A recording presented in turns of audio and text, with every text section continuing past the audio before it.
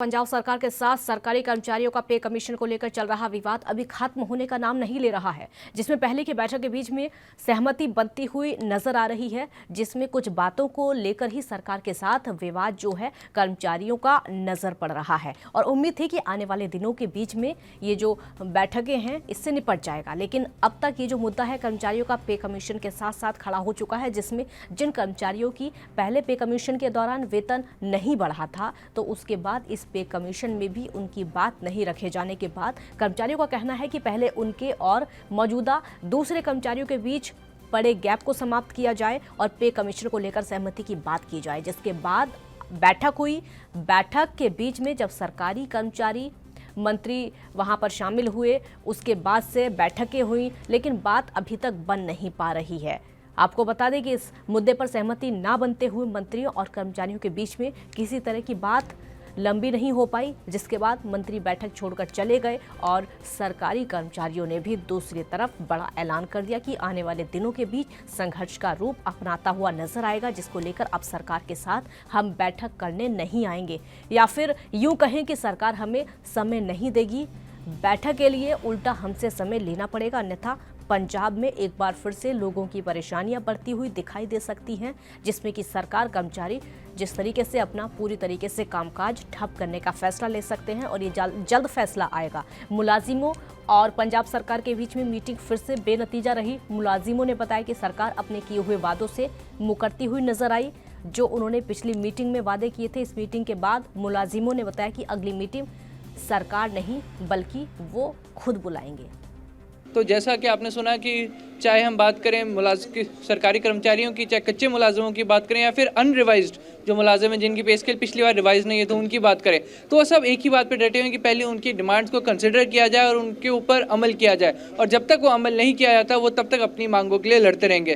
तो ऐसे में आप कहीं ना कहीं सुन सकते हैं कि जहाँ मुलाजिम स्ट्राइक पे जाने की बात करें तो वहीं सरकार भी अपनी तरफ अड़ी हुई है। पर अब ये देखना होगा कि क्या सरकार इनकी मांगों लेकर झुकती है या नहीं, क्योंकि सीधे तौर पे मुलाजिमों तरफ से कहा कि अगली मीटिंग वो बताएंगे कब होगी, ना कि सरकार। तब ये देखना होगा कि क्या सरकार की तरफ से कोई रिस्पॉन्स आता है या नहीं। चंडीगढ़ से अमित कुमार, ANB न्यूज़।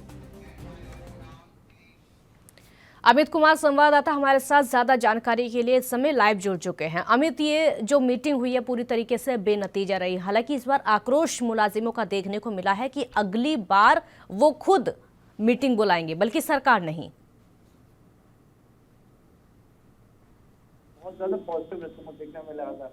चाहे वो फाइनेंस मिनिस्टर खुद एक प्रेस कॉन्फ्रेंस की थी जिसमें उन्हें बताया गया था कि मुलाजिमों को 15% मिनिमम पे राइज का एक ऑप्शन दिया गया है और क्या इंक्रीमेंट होना है उनको वो इंक्रीमेंट मिलेगा, पर मिनिमम 15% सबको मिलेगा। उससे मुलाजिम कहीं ना कहीं थोड़े खुश नजर आ रहे थे। उनकी तरफ से रिस्पॉन्स भी दिया गया था कि वो लगभग काफी हद तक सहमत है, पर बाकी वो कि खुद एक मीटिंग करेंगे जाके लुधियाना में अपने सभी मुलाजिमों के साथ, बाकी सभी यूनियंस के साथ, उसके बाद कोई फैसला दिया जाएगा।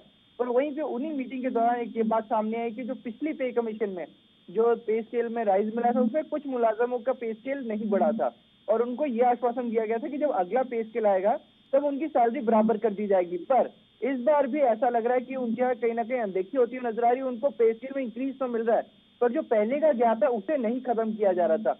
तो इसी चीज को लेकर उन्होंने सीधे तौर पर अपना फैसला सुनाया था कि जब तक वो गैप खत्म नहीं करते तब तक हम लोग संतुष्ट नहीं है और तब तक हम लगातार प्रदर्शन करते रहेंगे।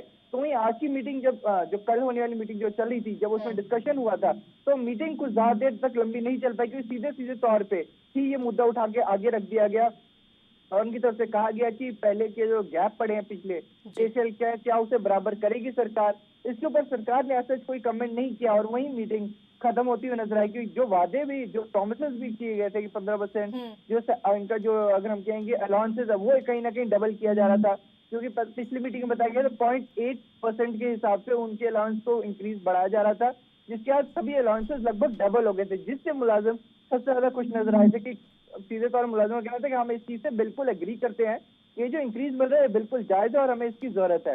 तो वही सैलरी के इंक्रीमेंट को लेकर जो 15% का था उसको लेकर सहमति उस वक्त भी ऐसा नहीं बनी थी, पर हाँ, पर ये संकेत जरूर दे दिए गए थे कि सफिशिएंट इंक्रीज है और इसको लेकर सहमति बढ़ सकती है।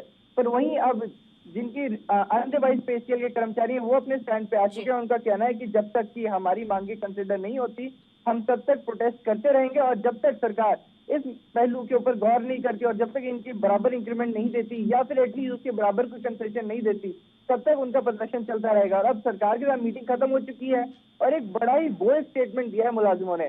उन्होंने ये कहा है कि अब सरकार हमें नहीं बुलाएगी, बल्कि हम लोग अपना धरना प्रदर्शन तेज कर देंगे और हमें संतुष्ट करने के लिए खुद सरकार को मुलाजिमों से टाइम लेने की जरूरत है।